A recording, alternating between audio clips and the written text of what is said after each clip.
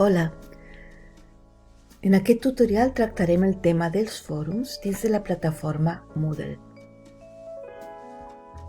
Els fòrums a Moodle són una eina molt útil per fomentar la participació i la interacció amb i entre els aprenents. A Moodle es poden crear diversos tipus de fòrums i cadascú té característiques específiques que s'adapten a diferents objectius pedagògics. Ara veurem els 5 tipus de fòrums i les seves característiques. Però abans començarem amb un fòrum una mica atípic, el fòrum d'anuncis. Aquest fòrum és un fòrum especial que es crea automàticament amb el curs. Cada curs pot tenir només un fòrum d'anuncis. Només els professors editors poden escriure anuncis en aquest fòrum. El bloc darrers anuncis mostrarà els anuncis recents. I aquest fòrum és molt útil, és ideal per a anuncis importants, actualitzacions del curs i comunicats. Per tant, manté un canal clar i organitzat per a la informació crucial. Com a eina de comunicació és fonamental dins el curs Moodle. Com podeu veure, ja estem situats dins de la plataforma Moodle de l'EOI Drassanes i aquí ja tenim el fòrum anuncis que normalment està a la secció general del curs. Aquest fòrum sempre està creat ja per defecte i tan sols pot publicar anuncis el professor editor. Ara mateix jo estic amb el meu rol de professora editora d'aquest curs, però si jo canvio de rol i canvio al rol d'alumnat, veureu que aquesta opció d'afegir un tema de debat ja no existeix. Per tant, els alumnes tan sols poden llegir el que posa aquest fòrum, res més. Torno al meu rol normal. Bé, tot el que es publica dins d'aquest fòrum, a veure, torno al fòrum, tot el que es publica dins d'aquest fòrum també pot sortir aquest bloc lateral que es diu, el puc afegir ara, no el tinc afegit, darrers anuncis. Per tant, el bloc lateral darrers anuncis va estretament lligat al fòrum d'anuncis. Si nosaltres publiquem aquí la data d'un examen, també sortirà publicada aquí. O el llibre de lectura que han de llegir durant les properes vacances, etc. Tots els anuncis importants van estretament lligats. No cal tornar a posar tot aquí perquè va lligat. Bé, ara ho tanco i tornem. Bé, i ara sí que veurem els 5 tipus de fòrums que podem crear i que fomenten la participació de l'alumnat. El primer és el fòrum estàndard per a ús general. Les característiques d'aquest fòrum. La primera és que qualsevol alumne o alumna pot iniciar un tema de discussió. Els estudiants poden respondre als missatges dels altres. I els missatges s'ordenen en fils de discussió. Aquest fòrum fomenta la participació i la interacció general entre els estudiants. Es poden crear moltes tipologies diferents de fòrums amb aquest fòrum de base. Un fòrum social, fòrums de debats, temàtics, o fòrums de recomanacions, de lectures, de consultes, etc. Hi ha infinites possibilitats. Ara anirem a la secció de fòrums i veurem aquest primer fòrum, una mostra. Aquí tenim el fòrum estàndard per a ús general i cliquem aquí i es veu d'aquesta manera. Aquí ja tenim 2 contribucions de 2 alumnes ficticis que he creat. Els alumnes poden afegir un tema de debat Poden afegir tants temes de debat com vulguin. Després també tenim aquí com títol la tipologia de fòrum, però aquí podeu posar com títol propostes culturals per aquest Nadal. I tenim aquí una proposta cultural, anar al teatre, a veure aquesta obra de teatre, i els alumnes poden interactuar entre ells. Link més infos, i aquí posen el link. L'altra proposta cultural que van fer és aquesta de El Mago Pop. Vale? Són edicions que poden fer els alumnes, poden afegir un vídeo, afegir un àudio, afegir una imatge o afegir un link, etc. I a més poden respondre i comentar la proposta que ha fet un company. Aquest seria el fòrum estàndard per a ús general. Com heu pogut veure, tots els fòrums tenen la possibilitat de destacar. Jo puc destacar aquest debat perquè m'interessa molt i d'aquesta manera puc rebre també les notificacions de totes les respostes i de totes les publicacions que es fan sobre aquesta proposta cultural. Si m'interessa una subscripció general a tot el fòrum, puc clicar aquí. Aquesta opció la tenim a pràcticament tots els fòrums, d'acord?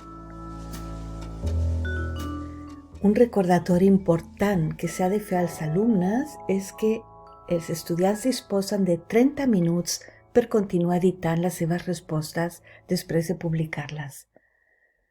Després d'aquests 30 minuts ja no existeix aquesta possibilitat.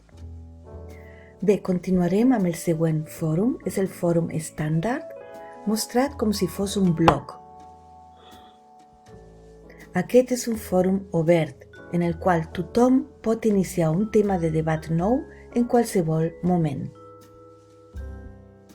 Els seus temes de debat es mostren a una pàgina amb enllaços tipus debatiu aquest tema. La primera publicació de cada discussió és visible i els usuaris han de clicar per veure la resta d'interaccions o la resta de comentaris dels companys. Ara veurem una mostra d'aquesta segona tipologia, que és el fòrum estàndard, mostrat com si fos un blog. I com podeu veure, tenim aquí també propostes dels alumnes. En lloc d'aquest títol es podria posar el títol La meva recepta. Vale? Es tracta de buscar receptes de cuina. Bé, el fòrum és pràcticament idèntic al fòrum estàndard d'ús general, tan sols que es pot veure tot com un blog. Si els alumnes pengen fotografies o vídeos, es pot veure tot, d'acord? Aquí també havien de posar una foto i un link a una recepta amb els ingredients i l'elaboració. Els alumnes també tenen la possibilitat de debatre aquest tema, debateu aquest tema o comenteu aquest tema. Però és igual que l'altre, tan sols es visualitza d'una manera diferent. La tercera tipologia de fòrum que veurem és el fòrum Cada persona inicia un debat. Cada persona pot obrir únicament un tema de debat i tothom pot enviar-hi respostes. Aquesta seria la tercera tipologia, fòrum Cada persona inicia un debat, i es veu de la següent manera. Com podeu veure, és molt similar al fòrum d'ús general, perquè tenim com un llistat, no és en format blog. Però aquests dos alumnes ficticis que han afegit un debat ja no poden afegir cap altre debat. Aquests fòrums són pràctics per plantejar tasques com les meves vacances o el meu llibre preferit, una tasca puntual, de manera que tots els alumnes publiquen el seu tema propi i ja està. També poden interactuar entre ells. Si cliquem aquí sobre 10 coses que pots fer contra el canvi climàtic, i aquí també poden interactuar entre ells i fer comentaris.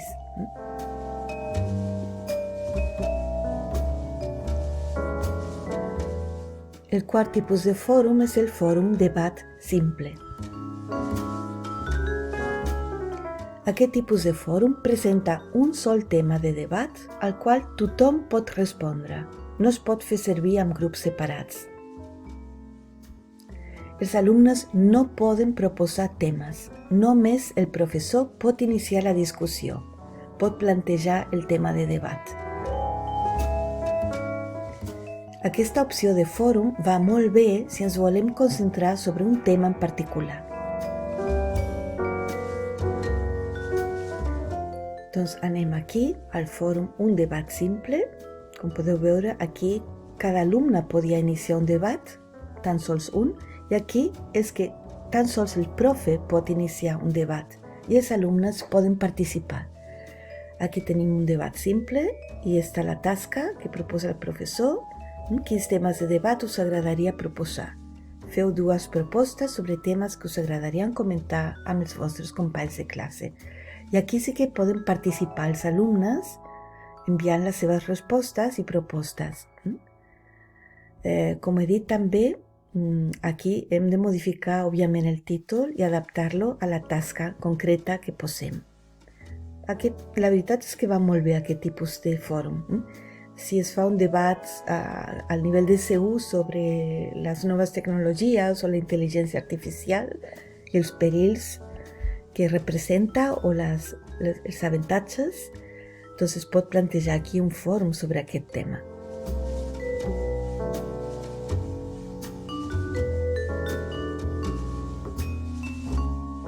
I la darrera tipologia de fòrum és la de preguntes i respostes. El professor publica preguntes i els estudiants poden publicar possibles respostes. Per tant, és el professor el que formula aquestes preguntes. Els estudiants no poden veure altres respostes fins que no publiquen una resposta. Aquest tipus de fòrum facilita la resolució col·laborativa de dubtes i pot reduir la càrrega de preguntes repetitives en centralitzar les respostes. Ara veurem una mostra d'aquesta tipologia de fòrum de preguntes i respostes. Aquí jo puc afegir un debat perquè estic com professora editora, però si canvio el rol d'alumnat, veureu que no tinc cap opció. Tinc l'opció de participar en aquest debat. És un tema gramatical, quins verbs van amb complement directe, i aquí els alumnes sí que poden participar. És important que hagin donat alguna resposta per poder veure les respostes de la resta de la classe també. Si torno al meu rol normal, ja podreu continuar afegint molts temes de debats diferents.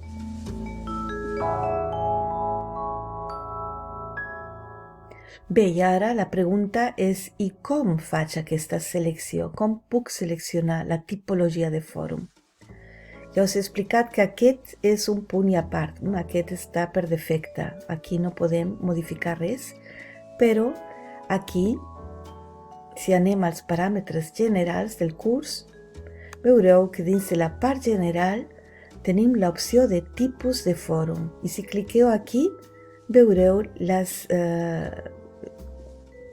caracteritzacions de cada tipologia de fòrum. I aquí podem obrir el desplegable i tenim cada persona inicia un debat, el fòrum de preguntes i respostes, el fòrum estàndard mostrat com si fos un blog, el fòrum estàndard per a ús general i un debat simple. Aquí tenim els 5 tipus de fòrums que podem seleccionar. Segons la selecció que fem, doncs funciona d'una manera o d'una altra.